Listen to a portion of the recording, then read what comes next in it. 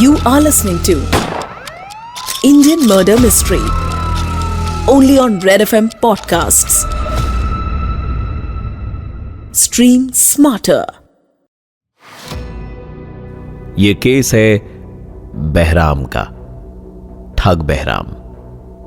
अब तक आपने जाना कि ये केस उस जमाने का है जब अंग्रेजी सरकार ने गुलाम भारत में पुलिस डिपार्टमेंट स्टैब्लिश कर लिया था।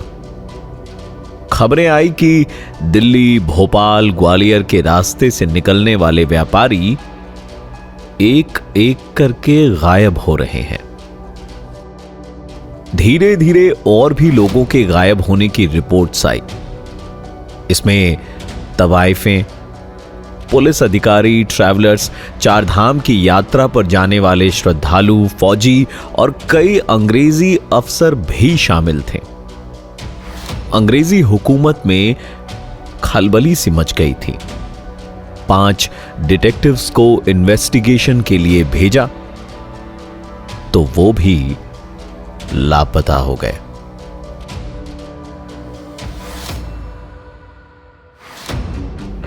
फिर पुलिस की एक टीम बंदूकें लेकर इन ठगों के पीछे गई और वो भी कभी वापस नहीं लौटी। इन सब से परेशान होकर 1809 में ब्रिटेन से विलियम हेनरी स्लीमैन नाम के एक ऑफिसर को बुलाया गया और इस मामले की जांच करने को कहा गया। अब आगे सुनिए।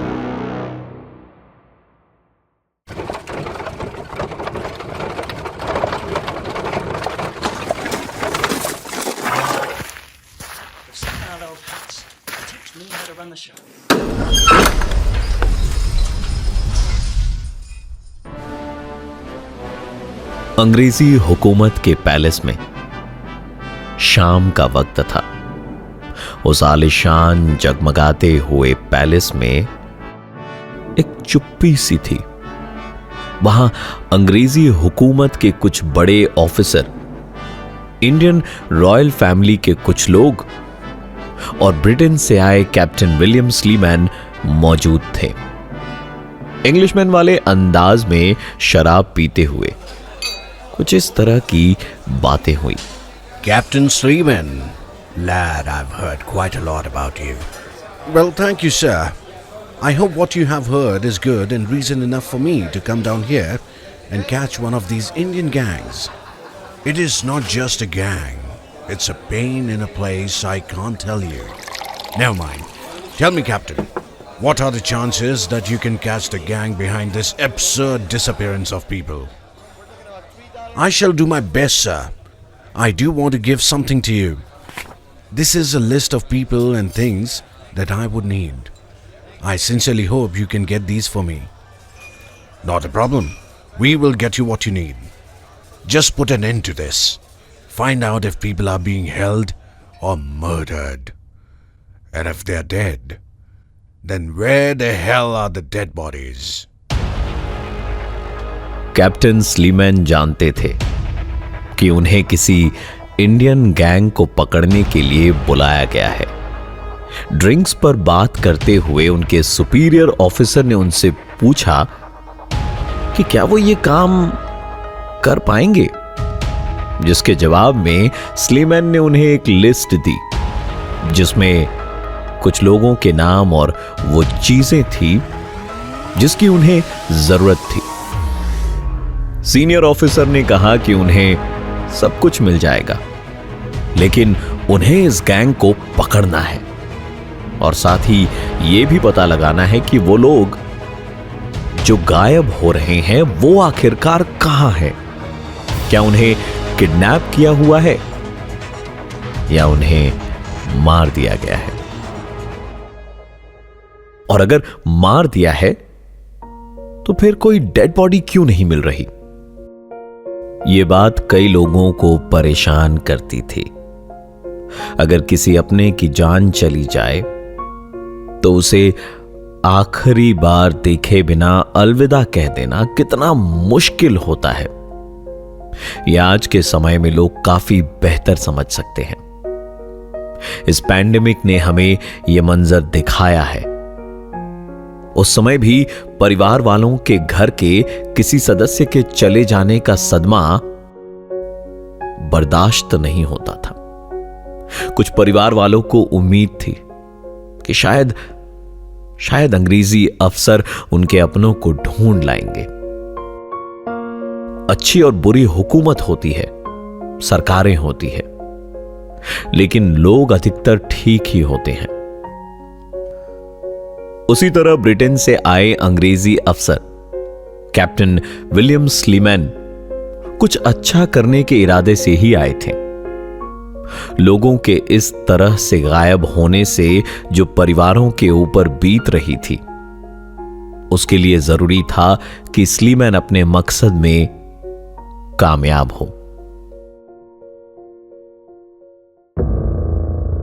विलियम स्लीमैन एक बेहतरीन ऑफिसर थे। 8 अगस्त 1788 को उनका जन्म कॉर्नवॉल, ब्रिटेन में हुआ। बताया जाता है कि स्लीमैन ने भारत आने के बाद हिंदी और उर्दू भाषा की अहमियत को समझा और फिर दोनों ही भाषाओं को सीखा। कुछ ही वक्त में स्लीमैन हिंदी और उर्दू बोलने और लिखने में माहिर हो गए थे। स्लीमैन के नाम पर एक और रिकॉर्ड दर्ज है, डायनासोर फॉसिल्स ढूंढने का। जबलपुर कैंटोनमेंट के पास सन 1828 में स्लीमैन ने जंगलों में डायनासोर की हड्डियां खोज निकाली थी। यह भारत में मिलने वाला पहला डायनासोर फॉसिल था। एक डायनामिक ऑफिसर होने के साथ साथ वो एक काबिल दिमाग वाले व्यक्ति भी थे।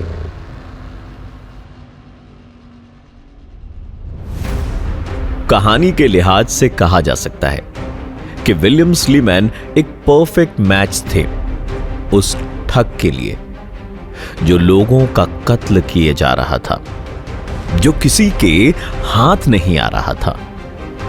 शायद स्लीमैन से बेहतर और कोई नहीं था बहराम ठग को पकड़ने के लिए।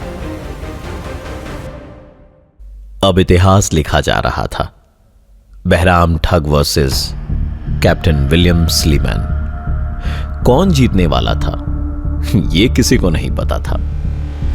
जिन इलाके में से लोग गायब हो रहे थे उन रास्तों का स्लीमैन ने मुआयना किया। फिर उन्होंने ऑर्डर दिए कि जबलपुर और ग्वालियर के मेन हाईवेज के आसपास वाले जंगल काट दिए जाए। अक्सर ठग इन्हीं जंगलों में छिप जाया करते थे और यहां से वार करना सबसे आसान था। स्लीमैन के ऑर्डर्स को एग्जीक्यूट किया गया और जंगल कटवाए गए। स्लीमैन ने अपने इस पहले कदम से कम ठगों का काम थोड़ा ज्यादा मुश्किल तो बना ही दिया था। स्लीमैन को अपनी इन्वेस्टिगेशन से मालूम हुआ कि ये ठग काफी काबिल है। इन्हें भेष बदलना, अलग एरियाज की लैंग्वेजेस बोलना और हथियार चलाना बखूबी आता है। स्लीमैन समझ गए कि उनसे पहले आए 5 डिटेक्टिव्स ये केस सुलझा क्यों नहीं पाए। स्लीमैन ने ब्रिटेन से कुछ जासूसों को आमंत्रित किया और उन्हें यह काम सौंपा गया कि बिना पकड़ने का प्रयास किए इन ठगों के बारे में जितनी जानकारी हो सके वो पता करो। धीरे धीरे जानकारी का एक भंडार इकट्ठा हो गया। स्लीमैन को मालूम हुआ कि यह ठग एक गिरोह का हिस्सा है।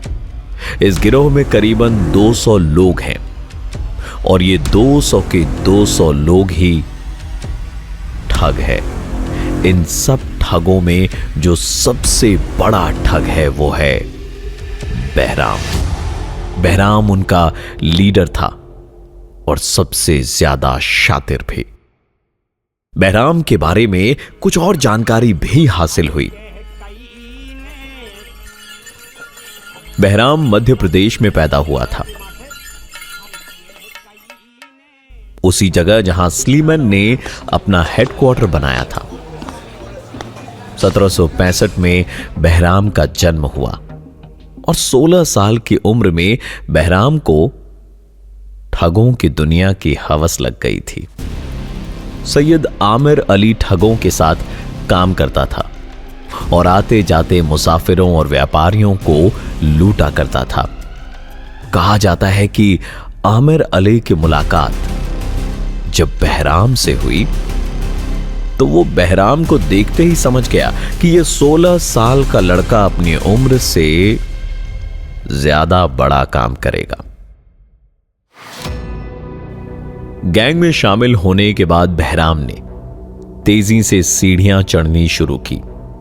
बहराम के पास एक आइडिया था। उसने गैंग के लोगों से कहा कि उन्हें अपनी टोली में एक अंग्रेजी महिला को शामिल करना पड़ेगा। कुछ वक्त लगा, लेकिन बहराम ने एक लड़की ढूंढ निकाली। यह लड़की एक अंग्रेजी अफसर की बेटी थी। उसका नाम था डॉली। डॉली के चेहरे और अंदाज पर मर मिटने वालों की कभी कमी नहीं थी, कभी भी नहीं। इस बात का बहराम ने खूब फायदा उठाया। व्यापारी अपनी अय्याशी की प्यास बुझाने के लिए डॉली के करीब आते और बहराम उन्हें लूटने के बाद ऊपर वाले के करीब पहुंचा देता। डॉली के दम पर बहराम ने कई लोगों को अपना शिकार बनाया, लेकिन ऐसा नहीं था कि बिना डॉली के बहराम कमजोर था। कहा जाता है कि डॉली और बहराम के बीच एक दिन झगड़ा हुआ। डॉली, क्यों नखरे कर रही है? शिकार पे नहीं जाना क्या? शिकार और शिकार, मैं तुम्हारे इस खून खराबे में और साथ नहीं दे सकते। अलविदा। डॉली और बहराम की कहानी का वो आखिरी दिन था। उस दिन के बाद बहराम ने लूटपाट के तौर तरीके बिल्कुल बदल दिए। बहराम और सैयद आमिर अली ने अपने गैंग को मजबूती से बांध रखा था। बहराम की सरदारी में ठगों के इस गिरोह ने जाने कितने ही व्यापारियों को अपना शिकार बनाया। पहले जमाने में लोग अकेले कम ही ट्रैवल करते थे। ज्यादातर लोग बड़े बड़े समूह में, काफिलों में ट्रैवल करते थे। ये ठग इतने शातिर थे कि भेष बदलकर मीठी मीठी बातें करके इन काफिलों में शामिल हो जाते थे और फिर काफिले के लोगों का भरोसा हासिल कर लेते। लेकिन ठग बहराम ने अपने गैंग को समझाया हुआ था कि वार तब तक मत करना जब तक गिनती में ठग ज्यादा हो। काफिला कई कई हफ्तों तक चलता और एक एक करके ठग इस काफिले से जुड़ते जाते। किसी काफिले में अगर 100 लोग हैं तो ठग तब तक उन पर वार नहीं करते जब तक ठगों की गिनती 100 के पार नहीं चली जाती।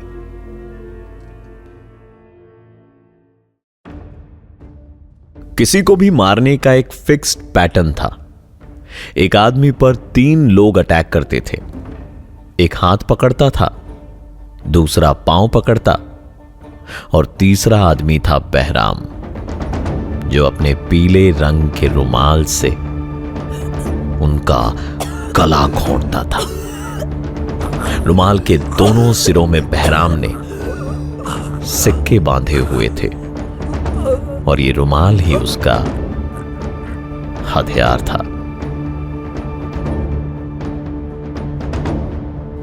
स्लीमन को आमिर अली के बारे में मालूम हुआ। सोर्सेज ने बताया कि आमिर अली को उसके गिरोह में फिरंगा कहकर बुलाते हैं। लंबी चौड़ी कदकाठी और गोरा रंग किसी को भी धोखा दे सकता था। कई बार बहराम ने अंग्रेजी अफसरों को लूटने के लिए आमिर का इस्तेमाल किया था। लेकिन स्लीमैन ने एक जाल बिछाया। इतने सालों में स्लीमैन यह समझ चुका था कि बहराम को पकड़ने के लिए उसके किसी करीबी को पकड़ना पड़ेगा, कोई ऐसा जो कि बहराम की नस नस से वाकिफ हो। और गिरोह में ऐसा सिर्फ और सिर्फ आमिर अली ही था। सन 1832 में स्लीमैन को अब तक की सबसे बड़ी कामयाबी हासिल हुई। सैयद आमिर अली गिरफ्तार हुआ। वक्त लगा, कई तरीके आजमाए गए और फिर एक दिन आमिर अली ने बहराम के राज उगलने शुरू कर दिए। विलियम स्लीमैन शांति से सुन रहे थे आमिर के मुंह से आता एक एक शब्द। आमिर ने कुछ ठिकानों के बारे में बताया। ब्रिटिश आर्मी के कुछ सोल्जर्स ने वहां पर रेड मारी, लेकिन कोई इंसान नहीं मिला। मिली तो सिर्फ लाशें। सेंट्रल और नॉर्दर्न इंडिया के कई ठिकानों से करीब 5 लाख कंकाल मिले। जी हां, 5 लाख। ये सभी बहराम के शिकार नहीं थे। ये बहराम से पहले आई ठग ट्राइब्स की पुश्तैनी निशानियां थी। ये उन लोगों के कंकाल थे जिन्हें ठगों ने मारा था। आमिर अली ने बताया कि वो लोगों को मारने के बाद लाश जरूर छिपाते थे, कभी कुएं में फेंककर, कभी नदी में बहाकर, कभी जमीन में दफन करके और कभी जंगलों में जानवरों का खाना बनने के लिए उन लाशों को छोड़ देते थे। लोगों को मारने के बाद ये ठग गुड़ खाते थे और एक पूजा करते थे।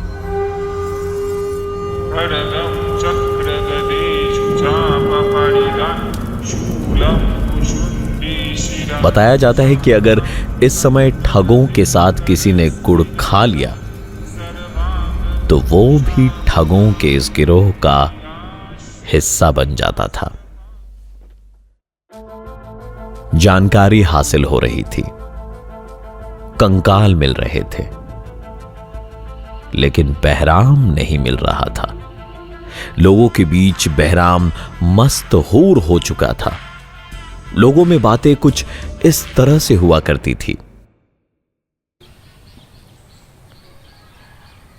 रे, मैंने सुना है घना ही जालिम कातिल है वो। ठग है बहुत बड़ा, सुना है 200 सालों से जिंदा है वो, लेकिन उसकी ताकत कभी खत्म नहीं होती।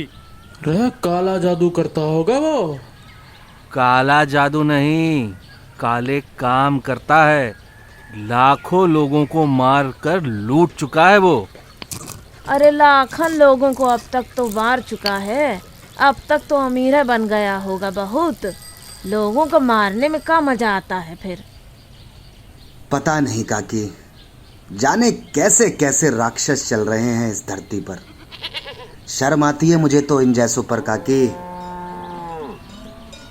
अरे तू संभल कर जाया कर बेटा, तू भी तो अपनी फसल बेचन खातर बाहर जावे है। कभी कुछ हो गया तो परिवार वालन के वास्ते कौन जिम्मेदार होगा? मेरी चिंता ना कर काकी, मैं अकेला ही उन ठगों पर भारी पड़ूंगा, क्योंकि मुझसे बड़ा ठग कोई है ही नहीं। हैं? का बोली? मैं बोला काकी रोटी खिला दे, भूख से मेरी जान निकल रही है।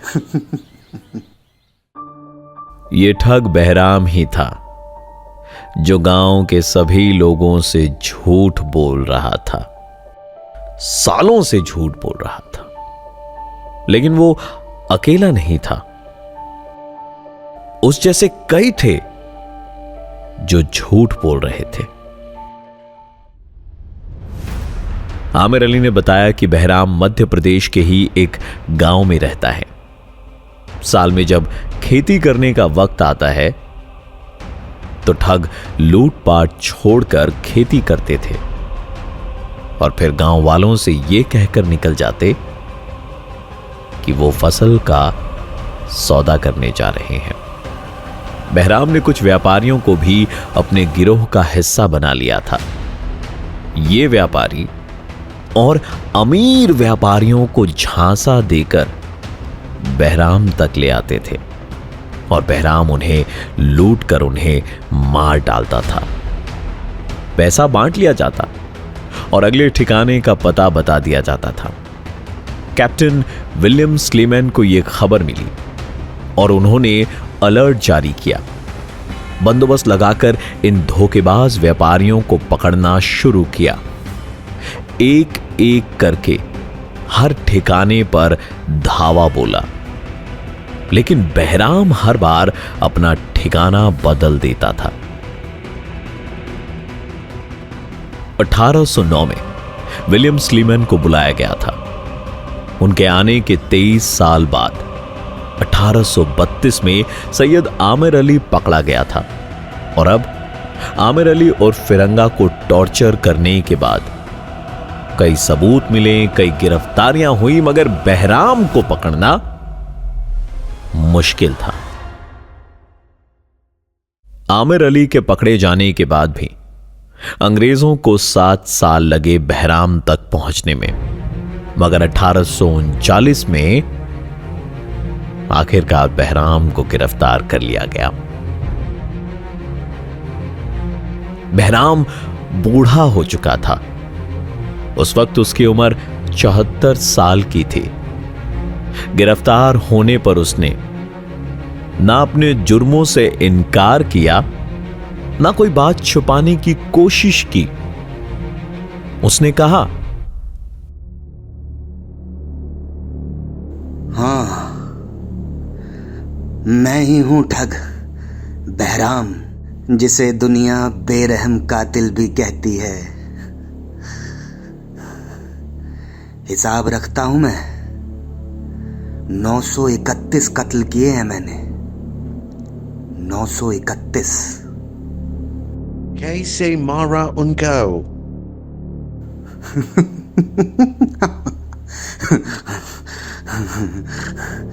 रुमाल से, इस पीले रुमाल से सभी को। रुमाल से क्यों? मुझे खून खराबा पसंद नहीं है। सांसें रुक जाती हैं, मेरे लिए बस वही काफी है।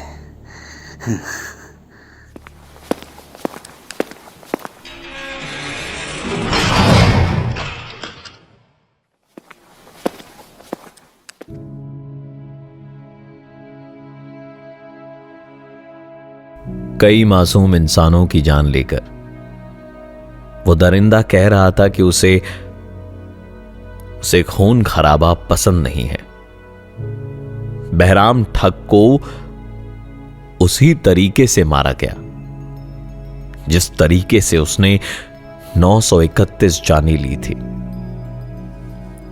फर्क सिर्फ इतना था कि उसके गले को घोंटने वाला पीला रुमाल नहीं था, बल्कि रस्सी थी। फांसी की सजा सुनाई गई थी बहराम को और उसके बाकी साथियों को पेड़ से लटकाकर मारा गया। इतिहास बहराम को कभी भुला नहीं पाया। इतिहास ने कैप्टन विलियम स्लीमैन का नाम भी कहीं गुम नहीं होने दिया। अंग्रेजी हुकूमत ने हम पर बहुत अत्याचार किए, लेकिन जो बहराम कर रहा था उस अत्याचार से लोगों को बचाने वाला एक अंग्रेजी अफसर ही था, एक काबिल इन्वेस्टिगेटिंग ऑफिसर।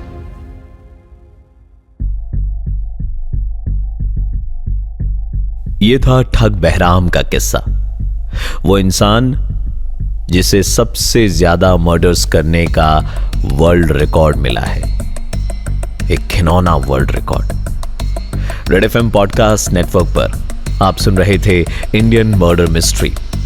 हमें शो के बारे में जरूर बताएं, हमें फीडबैक दें @redfm पॉडकास्ट पर। एक और मर्डर केस लेकर फिर लौटूंगा अगले एपिसोड में। Till then, goodbye and take care. Send your feedback and suggestions. Write to us at podcast@redfm.in.